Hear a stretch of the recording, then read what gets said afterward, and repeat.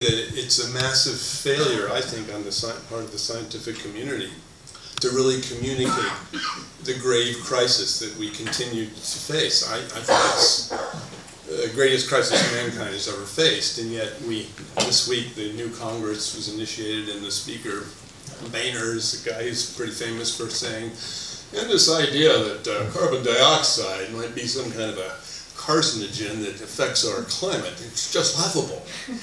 This is our government, and on both sides of me are people who share, I'm sure, that sense that global warming is a severe crisis, and yet I think the last poll was like 57% of the American population, which is more than several years ago, believe that climate change is not a serious problem. So this film was an attempt to address the question of coal, and then at the time the presidential campaign was just starting up, and these ads for this thing called clean coal were barraging the airwaves, and I didn't know anything about what it was, and so Julio was one of the first people we approached and said, what is this thing called carbon capture and sequestration? And it's been a long learning process, and doing the film, just one last thing, most environmental films focus in on one story,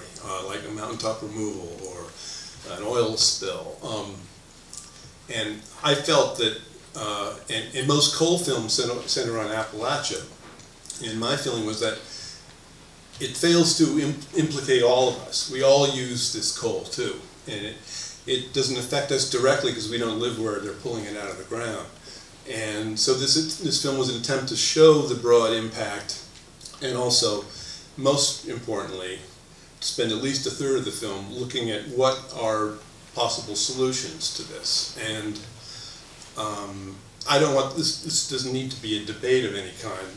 What I would really like, I think, coming out of this film, you ask, well, what's going to happen? Where are we? What can we do? And to you, Julio's been very active in China,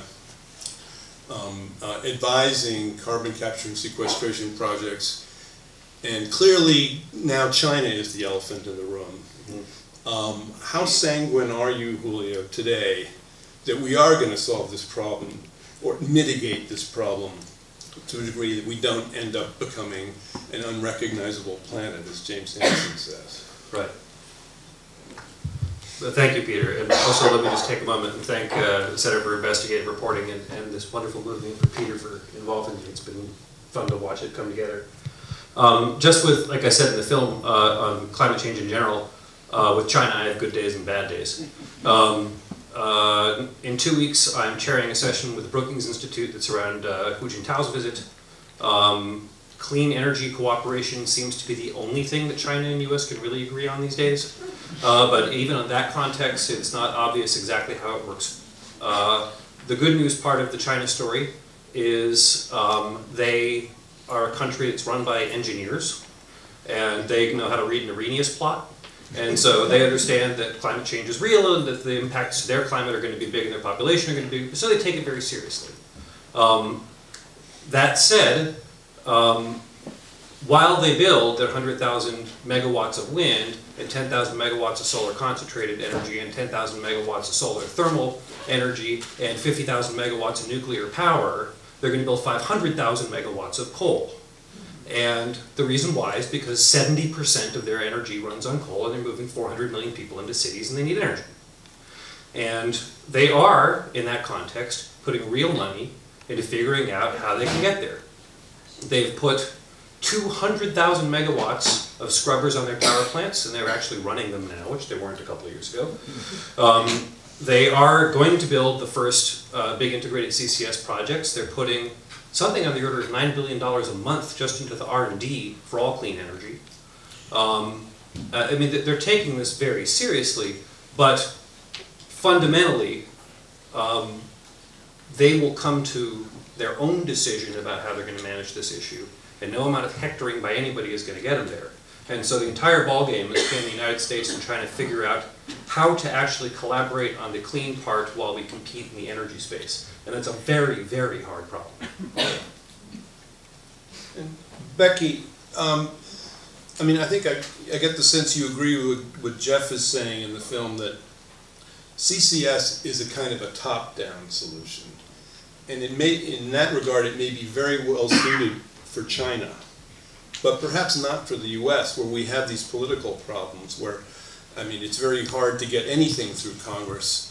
So maybe the bottom-up approach that the Castons, recycling the energy in this little factory, or the Pete Farrell kind of wind entrepreneur, what's your sense about, are you optimistic that a bottom-up solutions can be enough with, I know you oppose carbon capture and sequestration. I guess the short answer is yes, I'm optimistic. I would say, just to back up a little bit, that first of all, I think that Julio and I agree on quite a lot, particularly around what the problem is. I also think we both agree that we need to do everything we possibly can in terms of mitigating the climate problem, which means exploring all possible opportunities we have to reduce CO2 emissions, greenhouse gas emissions generally worldwide. I think that where we differ is partly on the bottom-up versus top-down approach, and also just in terms of, I mean, Julio and I were speaking the other day and we were referring to an omnivorous diet of energy options. And I'm not quite sure how I'm going to take this metaphor a little bit further, but let me just try, and Julio, you can slap me on the wrist if I get it wrong. But I would say that in my omnivorous diet and the dinner plate I want to see in terms of our energy options, I want to see a dinner plate full of renewable energy opportunities, and I want to see, maybe for the next foreseeable future anyways, the salt can be coal and nuclear, maybe. And of course it's much more than salt right now, but I wanted to get to that point. I think it has to get to that point by around 2050 if we're going to really avoid catastrophic climate change. Whether I'm optimistic, I am optimistic because I think we're seeing a couple of different trends that are really important. One is that market share for renewables is increasing tremendously globally. In the US, all in additional capacity, about 42% of additional capacity in the last year was in renewables, and only 12% in coal. And I think this is for a couple of reasons, and one is because big investors, and this is referred to a little bit in the film, just are not excited about investing in huge, giant thermal fossil fuel plants at the moment. They're really risky endeavors, and that's partly because of the potential for climate legislation and regulation.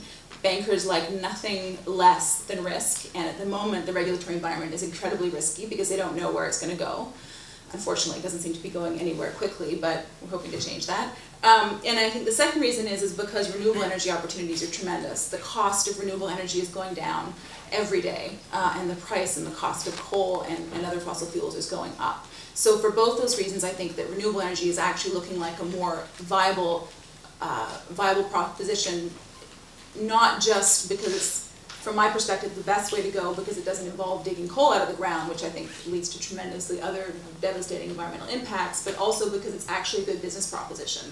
We have a huge long way to go. And from my perspective, it's about where do we want to put the majority of our emphasis. At the moment, most of our subsidies, government subsidies, are going into fossil fuels. If we say we had about, between 2002 and 2008, around $100 billion of subsidies to energy, about 80 billion, I think, was in fossil fuels, and only, I think 12 billion was in what I would call renewables. Another, about, I think 19 billion was in corn ethanol, which that's a whole other conversation we don't have to have here right now. And 2.3 billion were actually for carbon capture and sequestration, so not a huge amount either. But I do think that we want to see a reversal of those subsidies. We want to see as many subsidies as possible going into renewables, and I'm not opposed to some things going into looking at what to do with coal, because we are going to have to burn it for, at least some time, because as we know, about 50% of our energy is from coal right now. But I am optimistic. Ford can do his job.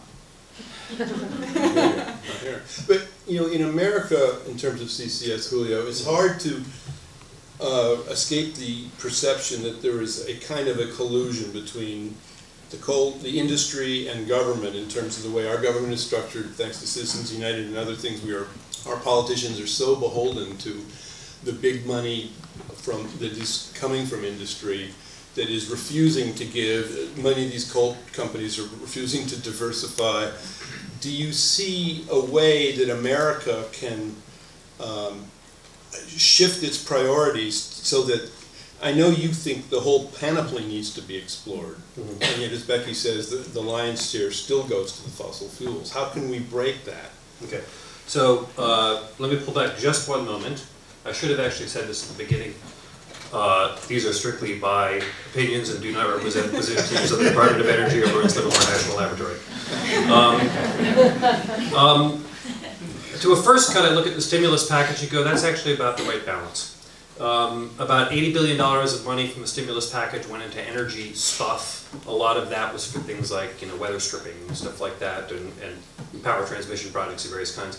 $36 billion of it was for research and development of various kinds. It included $16.6 billion for renewables. It included $5.4 billion for smart grid. There were a couple of $1 billion in there for a few nuclear power plant loan guarantees, and there's $3.4 billion for coal plus CCS. And so I look at that and go, okay, so about 10% for coal, about 30% for renewables, and it's you're sort of getting into the right kind of mix. The thing that I keep coming back to when I go over this over and over again, and this is part of where we end up with the climate bill, and I'll get back to the collusion part in just a moment. When you run all the numbers, we're just totally stuffed. If you take everything that's on the McKenzie curve and do it all, including the 10 gigatons of abatement that are in CCS, you're still 9 billion tons short. If you do everything that's there, including everything you love, we're 9 billion tons short of where we need to be. And there's things on the McKenzie curve that are just like undiscovered technologies. Everybody changes how they live. And I think that's how you actually get there. So it's much harder than people actually realize. So you actually do need to have everything on the plate. And in that context, I do want to sort of disabuse the idea that people just burn coal for fun and profit. That's really not what it's about on some very fundamental. We burn coal because it's actually a really good energy supply. It comes with a huge set of problems, which this film has detailed. But that's not, we don't burn it to get those bad sides. We don't burn it just to line the pockets of a couple of people. We actually burn it because it's a great energy supply. And that's part of the thing that's hard about this, is it's a really good incumbent. And it has improved a lot through time. We're 90% lower on sulfur emissions. There's many ways in which coal technology has improved, but you actually have to get to the end state. And the US Climate Action Partnership, which is pulled together by Environmental Defense Fund and Natural Resource Defense Council and the Center for American Progress, pulled together 25 flagship Fortune 500 companies and said, what do you need in a climate bill to say yes? And they laid it all out, and it included renewable subsidies, it included CCS subsidies, it included a whole bunch of stuff, and they said, that's what it takes to get there. And that language actually ended up in Waxman-Markey, it ended up in Carey-Lieberman, but it just didn't pass. And that's too bad, because enough people would have said yes in that we could have actually gotten off the dime. And back to the collusion? Well, I mean, there's unquestionably documented evidence of bad action of various kinds, and it's not, I think, accidental that Blankenship has stepped down. I don't think, and actually from the environmental groups who I work with, they don't think that Massey Energy is the worst actor in that part of the world. There are worse actors than that.